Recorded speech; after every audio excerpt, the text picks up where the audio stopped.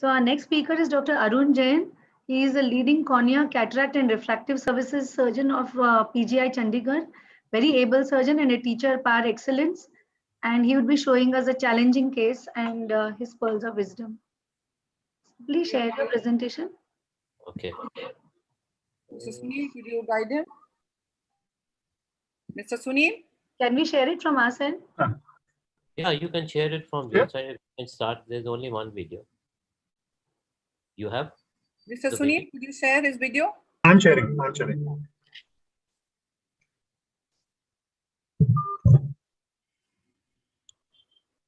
Yeah.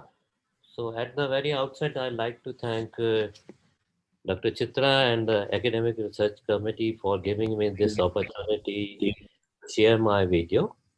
So this is a very simple case. I'm doing mine for last very few cases, and last 1 year was COVID. So this was 30-year-old day, and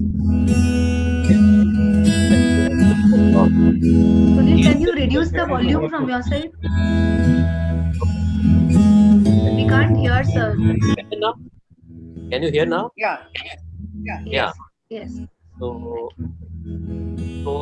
this area, there was a dry spot and there was a cilia. If you can see the cilia, so there was a difficult dissection. So what I did was, after separating the anterior cap from the lenticule, I didn't go straightway down to the 6 o'clock position, because if you do that, the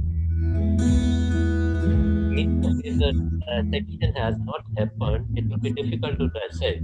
So by teasing gradually, I created a similar zone and completed the cut. Similar.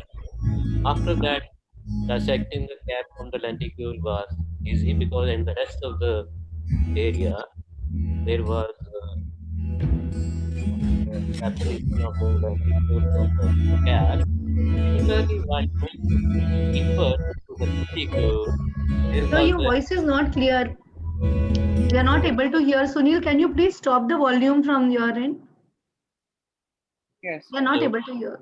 Yeah, please. Hear now? Thank you. Can you hear now? Yes. Yes, sir. Now it's right. So, okay, the second eye also happened same. So we'll repeat the thing in the second eye. So this is how we completed the first eye. There is a complete lenticule. And this is the other eye. So exactly while cutting, again, the dry spot appeared in the upper half of the cornea. So the dissection of, again, the cap and lenticule and deeper tissue was quite difficult in this area. So what we did is, again, after defining the superficial and deeper plane, we first dissected, and with the dissector in that area only, so that the rest of the lenticule is fixed. Otherwise, if we separate in the other area and go later on to this area where the dissection has not happened naturally, it will be difficult to dissect. So after dissecting the difficult area, then we dissected the other area. Similarly, while going behind the lenticule, we created the separation in the area where the dry spot had appeared. So after doing that, we separated the rest of the area. So that way we could get to problem. And next day, patient had 6/6 vision in both the eyes. So I don't know why the dry spot appeared exactly at the same spot on both eyes. There was enough fluid or wetting of the cornea. So I have questions for the panel. Can they explain why it happened? I don't know. Thank you, Dr. Arun. That was a wonderful way how you calmly dealt with that very difficult moment. Had it been one case, we could have conjectured that there could have been a lot of conjunctival fluid in the fornices which you have not wiped off, or probably the applanation cone was wet underneath, you thought there was a meibomian secretion on the cornea.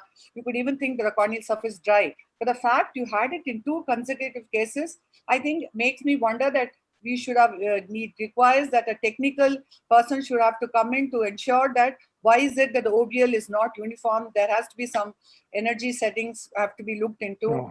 It could be some optic problem. Chitra, no, if you look at the video carefully, Yes. you can see that there are dry areas when you dock.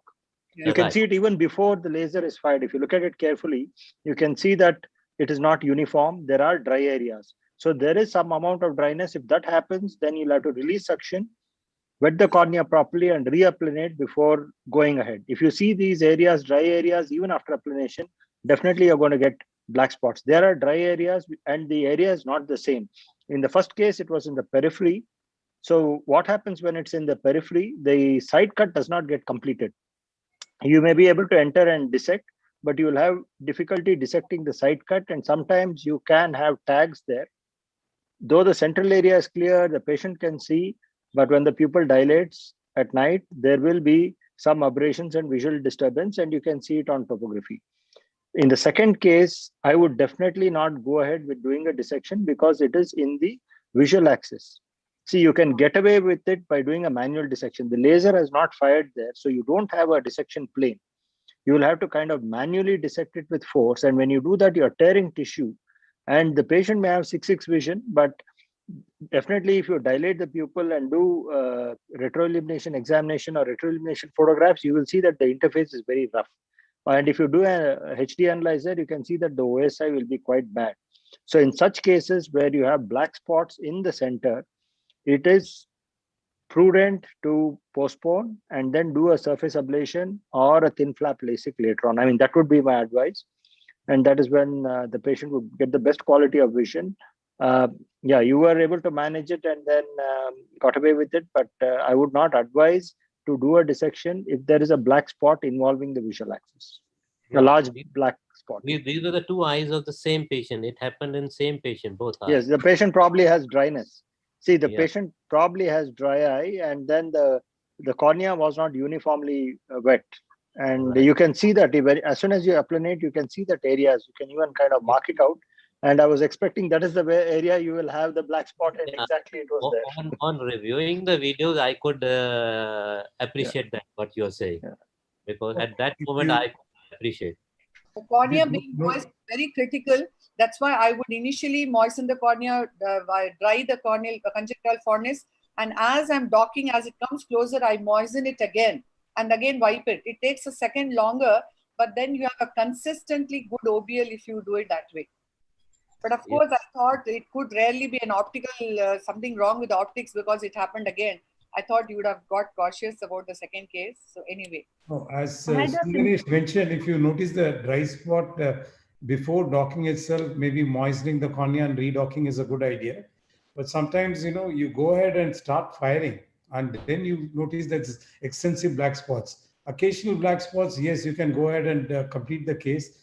But if it's as extensive as in the two eyes that was shown by Arun, I would actually stop firing and, stop the suction and let the machine go on to its default setting, in the sense that if it is happening at the level of the lenticule cut, maybe even converting into a femto flap without this kind of a black spots is a good idea. Or if it's happening at a later stage when the cap cut is happening, you can moisten and then subsequently go ahead with the treatment, and you would find that the ease of dissection and the kind of outcomes is much better. So it might be a split-second decision at that time when you find that the black spots are too extensive, then even losing section is a good idea so as to abort the treatment. Yes, I would actually break suction and then go ahead again after restoring the environment. Yes, that is one learning tip which we get from this case. So this was my first experience, so I managed it. I thought you could have such instances even with a femto LASIK. Like I had one at the beginning of when I started, and the first time I wasn't aware. So when I actually lifted the flap in that area, I was not even able to lift the flap. So I was amazed at how you were able to lift and do the dissection even in the dark spot area. He goes. He has very strong fingers. He goes to the gym regularly.